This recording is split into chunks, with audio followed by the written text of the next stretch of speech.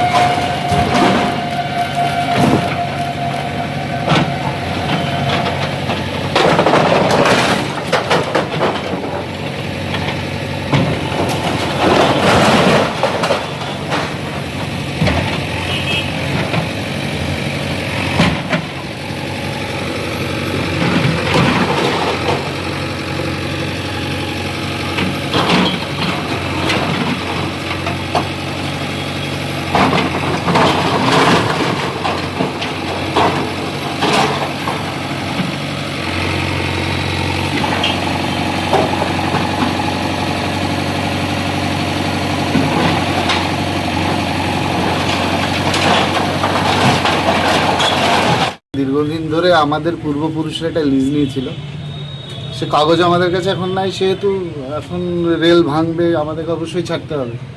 কিন্তু আমি কিছু বলারও আছে এসব নিয়ে, যে বিভিন্ন আপনারা জানেন যারা রেলের ওখানে ছিল হকাররা, তাদেরকেও ভেঙে দেওয়া হলো। যাদের রুজি রোজগার ছিল তাদেরকে যদি হটি দেওয়া হয় তাহলে পার্টি অফিসের আর কি মূল্য থাকলো। আজকে সত্যি কথা বলতে গেলে বললে হয়তো বলবে কমিউনিটির কথাবার্তা বলছি, যেখানে ওখানে মন্দির আছে সেটা ভাঙা হচ্ছে না, বিমানবন্দরে মসজিদ আছে সেটা ভাঙা হবে। কিন্তু আমার কথা অন্য জায়গায়। আমার কথা হচ্ছে এটাই যে আগে মানুষ বাঁচবে তবে পুজো করবে, মানুষ বাঁচবে তবে নামাজ পড়বে। আজকে গরিব মানুষ যাদেরকে ভেঙে দেওয়া হলো তারা আজকের দিনে তারা কোথায় যেয়ে দাঁড়াবে? আগামী দিন আপনারা দেখবেন যে বেলডাঙ্গায় সে আগের মতো বেলডাঙ্গার চুরি ডাকাতি বেরিয়ে যাবে। মানুষের তো কাজ নাই। আজকে স্টেশনে নেমে মানুষ আনসেফ হয়ে থাকবে। আগে মানুষজন থাকতো, মেয়ে নেমে স্টেশনে নেমে তাকে সে সেফ মনে করতো। এখন রাত্রে কেউ যদি কোনো মেয়ে একা গাড়িতে নামে, সে নেমে তার বেলডাঙ্গায় নেমে, বেলডাঙ্গা সব জায়গায় বর্তমান পরিস্থিতি এইরকম। এগুলো কি কারণে ভাঙা হচ্ছে? কি ডেভেলপমেন্টের জন্য? সেটা তো রেলের ব্যাপার। রেল একটা সুপ্রিম কোর্ট থেকে তারা অর্ডার বের করেছিল যে রেলের যত জায়গা তারা রিকভারি করবে, সেটাই চলছে। আমরাও খুব দুঃখজনক, বিশেষ করে যারা দিন আনে দিন খায় লোক, যাদের ওখানে দোকান ছিল, তাদের কাছে খুব দুঃখের ব্যাপার।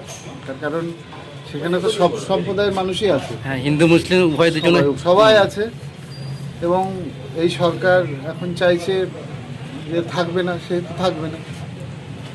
বিষয়ে এখন মানুষ নির্বাচন মানুষের হয়ে কোনো প্রতিবাদই করবে না? দেখেন আগামী দিন আমরা তো একদম উপর থেকে চলি, যেহেতু তৃণমূল দল কলকাতা থেকেই কন্ট্রোল হয়, সে তো আমাদের কাছে যেদিন নির্দেশ আসবে সেদিন থেকে হয়তো আমরা পথে নামবো। আগামী দিন আমরা মানুষের সঙ্গে ছিলাম, মানুষের সঙ্গে থাকবো আগামী দিন। ওখানে ডেভেলপমেন্ট যদি করে, এখন 2-3টি মন্দির আছে, সেগুলো কি উচ্ছেদ?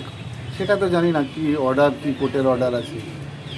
যদি কোর্টের অর্ডারে বিমানবন্দরে মসজিদ ভাঙা হয় তাহলে কোর্টের অর্ডারে মন্দির ভাঙানো উচিত। আমি বললাম তো যে যেখানে মানুষের দোকান ভেঙে দিচ্ছেন সেখানে মন্দিরের আর কি গুরুত্ব, মসজিদের আর কি গুরুত্ব? মানুষকেই তো শেষ করে দিচ্ছেন। পুজোটা কে করবে, নামাজ চাইবা কে করবে?